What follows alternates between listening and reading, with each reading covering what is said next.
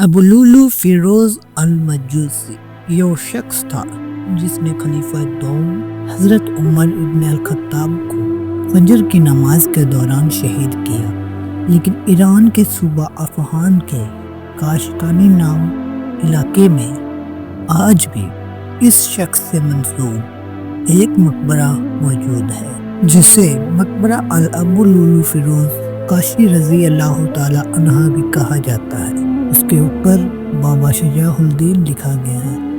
بابا شجاع الدین اور اس علاقے میں دکانوں کے نام بھی ابو لولو فیروز کے نام پر رکھے گئے ہیں۔ لیکن آخر کیوں عمر ابن خطاب کے قاتل کو مسلمانوں میں ہی کچھ لوگ اتنا مقام دیتے ہیں، اس کا اتنا عزت و احترام کیوں کرتے ہیں؟ عمر کے قاتل کا اتنا مقام کیوں؟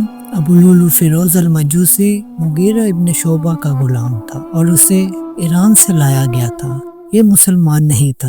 ایران کی صدیوں سے آئی چل رہی سلطنت کا خاتمہ مسلمانوں کے ہاتھوں اور بالخصوص حضرت عمر ابن الخطاب کے ہاتھوں ہوا، اور اسی وجہ سے ایرانی حضرت عمر فاروق سے اتنی نفرت کرتے ہیں، اور یہ نفرت ابو لولو مجوسی کے دل میں بھی موجود تھی۔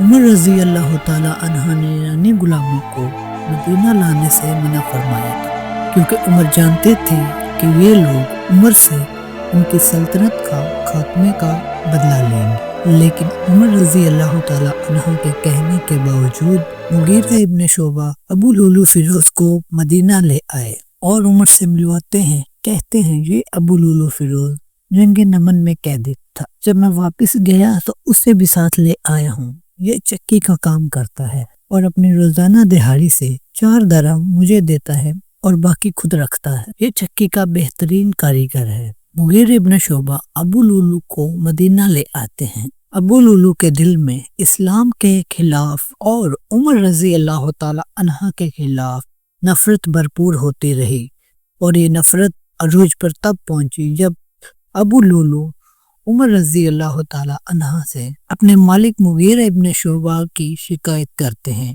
کہ یہ مجھ سے زیادہ ٹیکس لے رہے ہیں۔ عمر رضی اللہ تعالی عنہ حساب لگاتے ہیں اور فرماتے ہیں کہ مغیرہ کا ٹیکس بالکل درست ہے، اور اس کے ساتھ عمر کہتے ہیں کہ تم چکی کا کام جانتے ہو نا، تو مجھے بھی ایک چکی بنا کر دو۔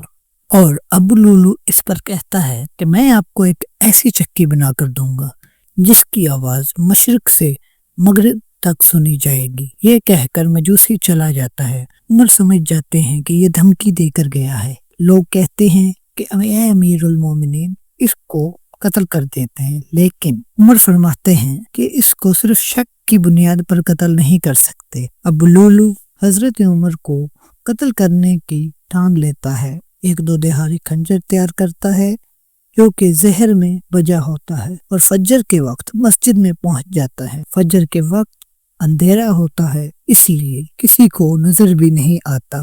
عمر رضی اللہ تعالی عنہ نے تشریف لائی اور صفیں سیدھی کروائی اور نماز پڑھنا شروع کرتے ہیں۔ تبھی ابو لولو پہلی صف میں آگے بڑھتا ہے اور عمر رضی اللہ تعالی عنہ کو خنجر کے ساتھ وار کرتا ہے۔ سب سے خطرناک زخم عمر کو ناف کے نیچے پیٹ میں لگتا ہے اور وہ گر جاتے ہیں اور فرماتے ہیں کہ کتے نے مجھے کاٹ لیا۔ ابو لولو خنجر مار کر بھاگنے لگتا ہے، اور راستے میں جو بھی اسے پکڑنے کی کوشش کرتا ہے ان پر حملہ آور ہوتا ہے اور کچھ زخمی ہوئے۔ پھر ایک صحابہ نے اس کے اوپر ایک چادر ڈال دی۔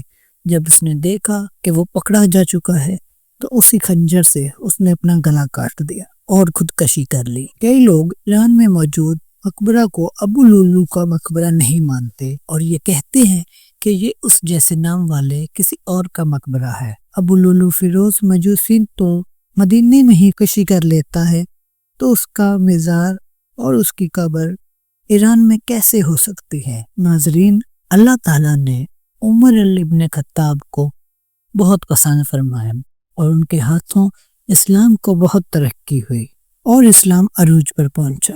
نبی پاک صلی اللہ علیہ وسلم کی عمر رضی اللہ تعالی عنہ کے لیے دعا بھی ہے، اے اللہ، عمر ابن حشام یعنی ابو جہل یا عمر ابن الخطاب میں کسی ایک کے ذریعے جسے تو پسند کرتا ہو اسلام کو طاقتور بنانا۔ اللہ تعالیٰ نے عمر ابن الخطاب کو پسند فرمایا۔